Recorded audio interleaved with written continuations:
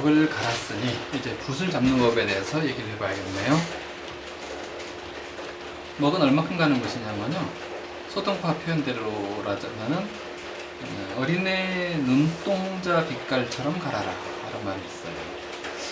어린애 눈동자 같은지 아닌지 어떻게 알죠? 뭐 찍어보면 알죠. 이렇게 해가지고 찍어보면 눈동자 같다 그럼 되는 거죠. 그러면 아마 글씨를 썼을 때 큰 문제는 없을 겁니다. 너무 흐린다면은 심하게 번질 것이고, 너무 뻑뻑하다면은 또 이렇게 갈라지기만 할 거예요. 그래서 적절한 것이 바로 그런 좀 추상적인 표현으로 썼던 것입니다. 자, 이 붓은 여기 필관이라고 하고 여기를 필호라고 합니다. 털, 여기는 관, 주로 대나무로 많이 합니다. 그래서 우리가 이 털은 양털을 주로 쓰고요. 이 속에 뭐 돼지털이라든가 여우털, 독제비털 등이 조금씩은 들어갈 수 있습니다. 강한 힘을 잡기 위해서. 일반적으로 양모를 주조로 합니다. 왕이지 같은 친구들은 친구란다.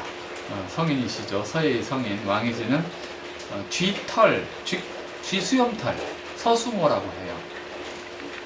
그것을 즐겨 썼다는 얘기 들은 바가 있어요. 쥐수염털.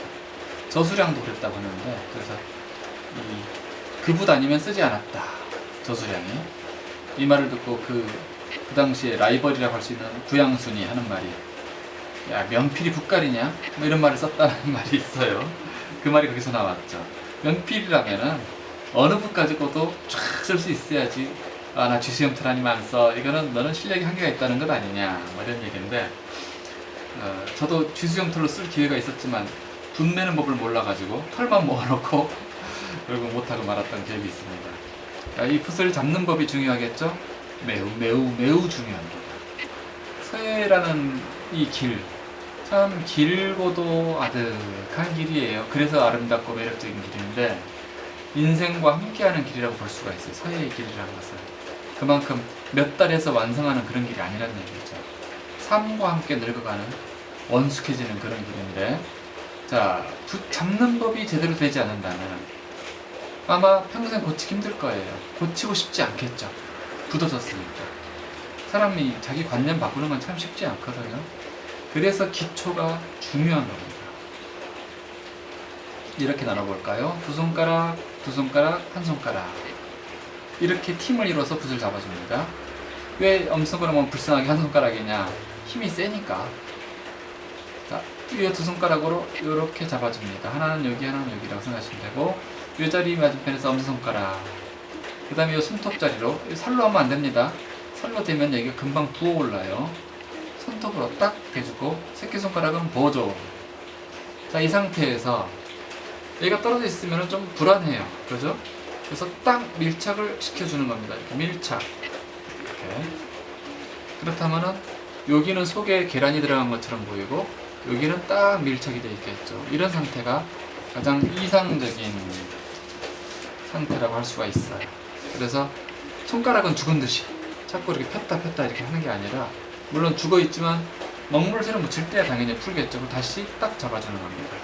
처음에는 이 연습을 수시로 붓을 잡고 풀고 글씨 쓰고 있지 않은 순간에도 이 연습을 해보시는 게 좋아요. 바로 잡는 연습. 그래서 스승이나 지도자나 이런 사람들이 제대로 잡은 이 모습을 자꾸 보는 겁니다.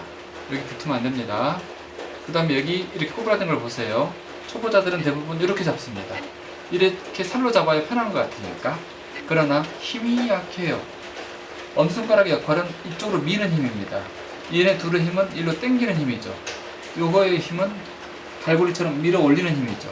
그래서 뼈로 잡아야 힘이 있는 겁니다. 이쪽 손들도 이거보다는 뼈로 잡는 듯한 기분, 손톱 바로 아래로 잡는 듯한 기분, 그래야 옹골차게 잡은 겁니다.